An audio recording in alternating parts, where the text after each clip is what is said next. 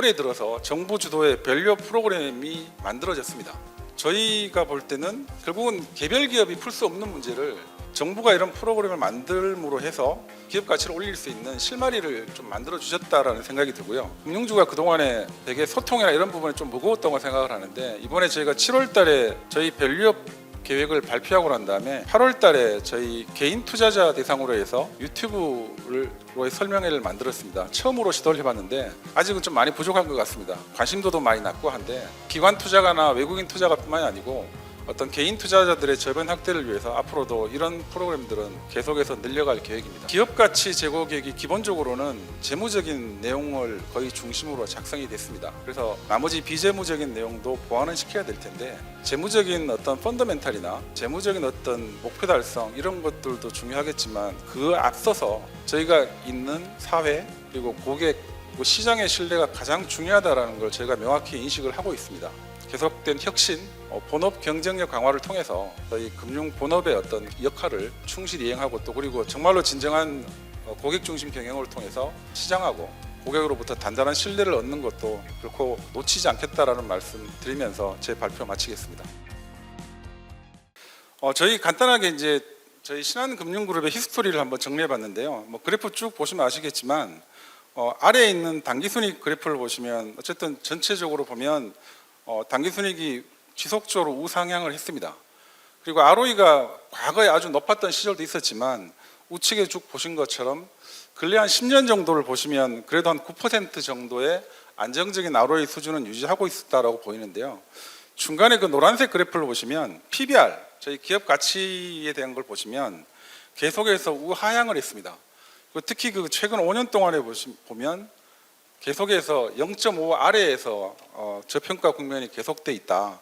이게 저희 그 신한금융그룹, 또 아마 저희뿐만이 아니고 그 한국 금융주 전체의 모습인 것 같습니다. 근데 이제 저희가 그 앞에서 이제 저희 현상을 말씀드렸지만, 저희들이 IR 측면에서 그러면 한번 다시 우리가 뭘 했는지를 한번 5년 동안을 쭉 살펴보면, 최근 5년 동안에 저희 나름대로는 또 밸류업을 해왔습니다. 앞에 보신 것처럼 안정적으로 재무 성과도 만들어 왔고, 또 그리고 매년 보면 저희들이 이제 중기 재무지향점 공시도 하고, 그리고 업계 최초로 분기 균등 배당도 했고, 그리고 자사주 소각도 2022년도부터 본격적으로 시작을 했습니다. 쭉 이렇게 보면 저희 나름대로는 또 기업 가치 제고를 위해서 노력을 해왔다라고 생각하는데, 결과적으로는 큰 성과는 없었다가 지금까지의 결과인 것 같습니다. 물론 PBR이 이제 올해 들어서 여러 가지 정책적인 지원을 통해서 올라가긴 했지만, 그간에 나름 노력했지만 개별적인 기업의 성과가 그렇게 좀 좋지는 않았다라고 말씀을 드리고요. 그래서 이런 그 저평가가 지속되고 있다는 것에 대해서 저희 이사회를 중심으로 내부에서 많은 고민을 했습니다. 심지어는 저희 같은 경우는 직원들이 자사주도 이제 급여에서 빼가지고 많이 하는데, 오랫동안 이게 주가가 저평가돼 있다 보니까 자사주의 평가손도 계속 나고 이러다 보니까 굳이 저희 외부 주주뿐만이 아니고 내부 직원들도 상당히 좀 기업 가치에 대한 의구심도 많았고, 저희도 계속 그런 고민이 있었는데, 마침 이번 이제 올해 들어서 정부 주도의 밸류업 프로그램이 만들어졌습니다. 그래서 저희가 볼 때는 결국은 개별 기업이 풀 수 없는 문제를 정부가 이런 프로그램을 만들므로 해서 뭔가 기업 가치 제고를 올릴 수 있는, 기업 가치를 올릴 수 있는 실마리를 좀 만들어 주셨다라는 생각이 들고요. 그래서 저희들이 밸류업 계획 공시할 때까지 한 3개월 정도를 조금 집중해서 고민을 했는데, 내용에 있는 것처럼 이사회에 보고하고 이사회를 중심으로 논의하는 과정도 거쳤고요.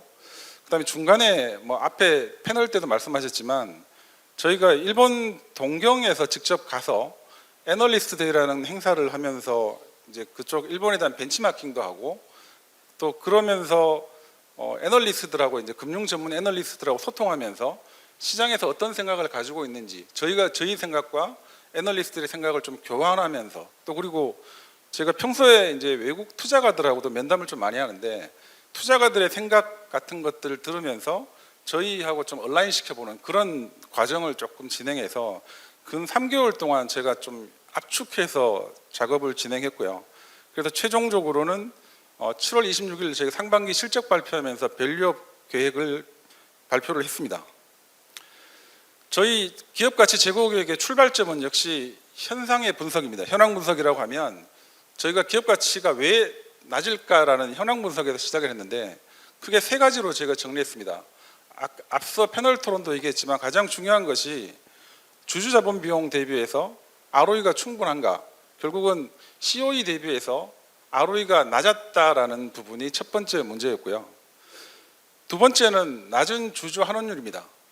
ROE가 COE보다 낮다라고 하면 결국은 주주 환원들을 더해서라도 어떤 그 주주 가치를 올려줘야 되는데 그런 부분을 제대로 못했다라는 거죠. 그래서 아래 보시는 것처럼 선진 금융기관하고 비교하더라도 한국의 주주 환원율이 오랫동안 낮아 있었다. 그래서 두 번째 원인은 주주 환원율이 너무 낮다라는 거였고요. 세 번째는 금융주 공통의 문제라기보다는 저희 신한금융그룹의 좀 개별적인 이슈입니다.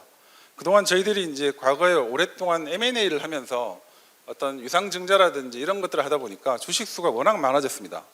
그래서 경쟁사하고 비교를 해보면 많게는 뭐 한 60, 70%가 많았고 또 업계에서는 아마 저희들이 주식수가 제일 많다 보니까 주당 가치가 저희 개별 금융기관의 입장에서는 되게 이슈였다라고 이렇게 해서 낮은 ROE, 주주환원율, 주식수 이렇게 세 가지를 핵심 원인으로 잡았습니다. 그래서 저희들은 이런 핵심 원인을 잡은 다음에 향후에 이제 관리할 지표라든지 목표 수립도 결국은 핵심 원인에 집중을 하자. 그래서 핵심 원인하고 얼라인 시켜서 보다 직관적인 어떤 개선 계획을 수립하자라고 해서 지표를 세 가지 영역을 만들었습니다. 왼쪽에 ROE 문제는 아까 금융기관 고유의 어떤 CET1 비율은 당연히 이제 지켜줘야 되니까 CET1 비율 기반의 ROE를 좀 올리자. 그 다음에 낮은 주주환원율을 선진 금융기관 수준으로 단계적으로 끌어올리자. 그리고 세 번째는 주식수 감축을 통해서 주당 가치를 제고하자. 이렇게 세 가지 영역을 잡았습니다. 이 슬라이드가 저희 기업가치 제고 계획의 핵심 내용들입니다. 첫 번째는 ROE로 대변되는 수익성 개선입니다. 그래서 대표적으로 많이 쓰는 ROE를 10% 수준으로 올리자는 건데요. 그 다음에 저희가 또 다른 금융기관하고 조금 틀린 부분은 ROTC라고 해서 보통 우리가 ROE를 계산할 때 자본에는 무형자산들이 들어가 있습니다. 그래서 가용 가능한 유형자본을 근거로 해서 ROTC라는 부분도 같이 관리하자고 해서 ROE와 ROTC에 대한 목표 세팅을 했습니다. 두 번째는 속도감 있는 주주 환원입니다. 저희들이 작년에 36% 정도 총 주주 환원율을 가지고 있는데 그걸 단계적으로 해서 27년까지 50%를 달성하겠다라는 두 번째 목표를 세웠고요. 세 번째는 주당 가치입니다. 주식수 감축을 위해서 조금 더 직접적으로 주식수 감축에 대한 계획을 수립했습니다. 그래서 아래쪽에 보시면 2027년까지 4억 5천만 주라고 했는데요. 23년 말 기준으로 5억 1,300만 주였고 올해 저희가 이제 그 주식 4분기까지 주식 소각을 하면 주식수가 5억 주 밑으로 떨어지게 되어 있습니다. 그러면 향후 3년간 구체적으로 주식을 5천만 주를 소각하겠다라는 목표를 세웠습니다. 그래서 이렇게 세 가지 목표를 달성 기한을 2027년으로 지정해서 세 가지를 집중하겠다라고 말씀드렸고요. 그래서 저희들이 이제 대외적으로 소통할 때나 또 대내에서 얘기를 할 때 그냥 숫자로 알기 쉽게 얘기를 하면 10, 50, 50이라고 저희는 소통하고 있습니다. ROE 10%, 그다음에 주주환원율 50%, 주식 소각 5천만 주 이렇게 해서 세 가지를 조금 목표를 수립했습니다. 그리고 다음 단계로 이제 저희가 세팅한 목표를 어떤 식으로 달성할 거냐, 어떤 실행을 어떻게 할 거냐라는 게 대단히 중요할 것 같습니다. 물론 이 부분은 향후에 조금 더 보완할 부분도 있을 것 같은데 이 달성 방안과 구동 체계 관련해서는 왼쪽에 보신 것처럼 저희가 그룹이 있고 그 다음에 자회사가 있고 또 현장 조직이 있습니다. 그리고 또 업무 플로우로 따져보면 계획 수립부터 평가와 보상까지 이런 전 과정에 있어서 자본 효율성을 중심으로 밸류체인을 만들고 그걸 기준으로 해서 실행력을 올리겠다라고 하는 게 저희의 계획입니다. 그래서 지금도 물론 이런 부분이 작동을 하고 있지만 앞으로 저희가 만든 기업가치 제고 계획에 근거해서 계획과 평가 보상에 다 녹여 넣겠다라는 겁니다. 그리고 현장 조직까지 저희가 만든 기업가치 제고 계획이 스며들어서 내재화를 시키겠다라는 게 저희 계획이고요. 오른쪽에 있는 것처럼 사업 영역을 자본 효율성을 중심으로 좀 구분해서 자본의 배분 그리고 수익성을 개선하는 구체적인 계획들을 만들고 있습니다. 그래서 이 부분은 저희들이 7월에 만든 기업가치 제고 계획 이후에 내년에 이제 연초에 매년 업데이트를 할 때 이 구체적인 실행 계획들은 계속해서 조금 보완해 나갈 그럴 생각입니다. 다음 점검과 소통 계획입니다. 기업 가치를 올리는 부분이 결국은 컨텐츠도 되게 중요하지만 저희들이 이제 필드에서 느끼고 있는 건 결국은 소통의 문제였습니다. 아까 앞서서도 이제 패널 토론에서 신뢰의 말씀을 하셨는데 저희들이 계속해서 투자자들하고 면담을 해보면 결국은 소통이 부재했다. 그리고 정보를 공개하는 것에 대해서 되게 인색했고 이런 부분이 문제였다고 봤기 때문에 이번에 저희들이 그런 부분을 명확히 인식했고 그래서 기업 가치 제고 계획 안에다가 저희 이사회 결의 단계부터 해서 매 분기별로 점검하고 그 다음에 그거를 업데이트하고 이런 내용들을 전체적으로 이사회를 중심으로 결정을 하고 그 내용을 시장과 투명하게 소통하겠다라고 저희들이 공개적으로 담았습니다. 제가 좀 빠르게 저희 기업가치 제고 계획을 좀 말씀드렸는데요. 저희 계획에 대해서 시장에서 여러 가지 평가를 하실 수도 있겠지만 저희가 생각하는 저희 밸류업 계획의 그 차별화 포인트를 4가지 정도로 요약을 했습니다. 첫 번째는 직관적이고 구체적이다라는 말씀을 드릴 수 있겠습니다. 아까 원인을 바로 특정해서 그 원인을 바로 고치는 목표를 수립했습니다. 그래서 구체적으로 달성 가능한 기한을 2027년으로 특정을 했고 주식수 5천만 주라든지 그 다음에 주주환원율 50%라든지 조금 더 목표를 직관적이고 구체적으로 설정했다라는 것이 저희의 가장 큰 특징이라고 생각을 하고요. 아래쪽에 있는 것처럼 두 번째는 실행력과 스피드입니다. 물론 좀 더 보완해야겠지만 저희들이 구동체계 밸류 체인을 만들어서 하겠다라는 부분으로 해서 실행력을 올리겠다는 말씀을 드렸고요. 사실 이 스피드 측면에서는 저희가 이 기업가치 제고 계획을 발표한 다음에 가장 시장에서 조금 이렇게 호평을 받았고 조금은 충격적으로 받았던 게 주식 숫자에 대한 직접적인 감축이었습니다. 그래서 사실 5천만 주라고 하면 향후에 이제 주가 흐름에 따라서 그 주식 소각 규모 금액도 상당히 벌어질 텐데 그거를 저희가 직관적으로 그냥 3년 동안 5천만 주를 감축하겠다라는 말씀을 드렸습니다. 그 얘기는 저희들이 기업가치 제고를 스피드 있게 진행하겠다는 저희 의지의 표현이다. 이렇게 말씀드릴 수 있겠습니다. 오른쪽 세 번째 있는 것들은 주주환원 정책의 업그레이드입니다. 앞서도 항상 이제 자사주 소각과 배당에 대한 어떤 비중 이런 거에 대한 계속 얘기들이 많이 있는데 저희들은 기본적으로 PBR이 한참 1배도 아니고 0.5배 수준에서 거래가 되고 있기 때문에 PBR이 최소한 0.8배, 1배가 되기 전까지는 자사주 중심의 주주환원을 하겠다라는 말씀을 드렸고요. 그 다음에 저희가 자사주 중심으로 이제 주주환원을 하겠지만 금융주 같은 경우는 배당을 되게 좀 선호하는 분들도 많이 계십니다. 그래서 저희들이 이제 분기균등 배당도 하는 것처럼 그런 것들을 고려해서 자사주 중심으로 빠르게 주주환원을 하겠지만 주당 배당금 그리고 총 배당 규모도 점진적으로 올려가겠다라는 이 두 가지를 다 제시를 해서 보다 더 시장 친화적인 주주환원 정책을 만들었다고 생각을 합니다. 그리고 마지막으로는 PBR 단계별 자본 배분 전략입니다. 기본적으로 저희 내부 유보 수익률과 주주환원 수익률을 비교해서 자본 배분을 하겠다라는 원칙이 있고요. 그다음 PBR 시기에 따라서 PBR의 어떤 단계에 따라서 주주환원 정책들을 조금씩 변형시켜 가겠다라는 원칙을 만들었습니다. 이렇게 제가 생각하는 저희 밸류업 계획의 특징을 4가지 정도로 이렇게 말씀을 드렸습니다.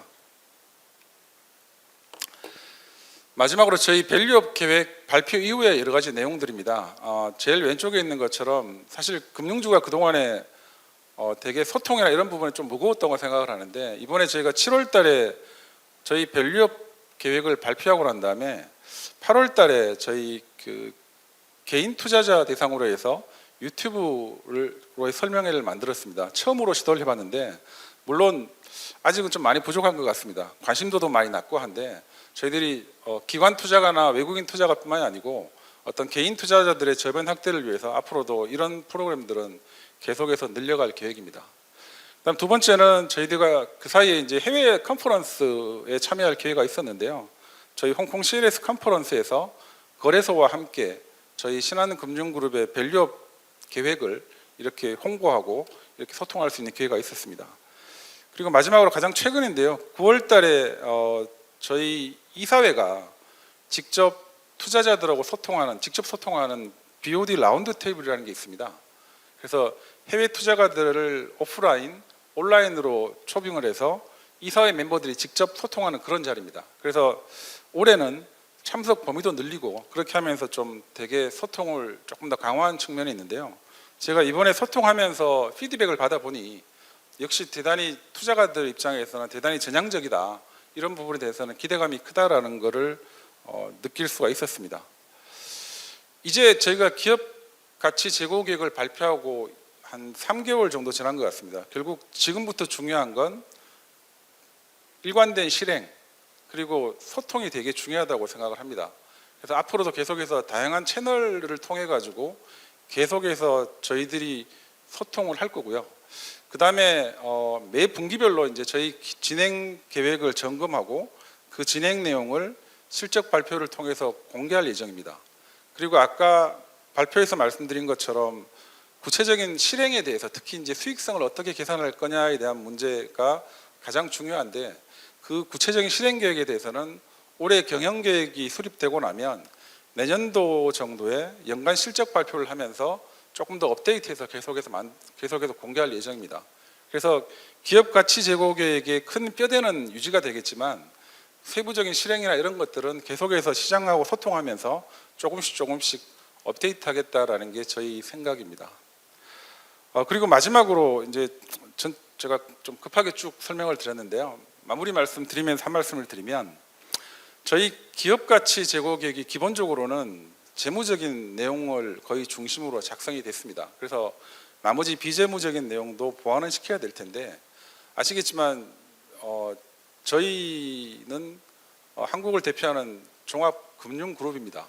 그래서 재무적인 어떤 펀더멘탈이나 재무적인 어떤 목표 달성 이런 것들도 중요하겠지만 그 앞서서 저희가 있는 어떤 사회 그리고 고객 그리고 시장의 신뢰가 가장 중요하다라는 걸 저희가 명확히 인식을 하고 있습니다.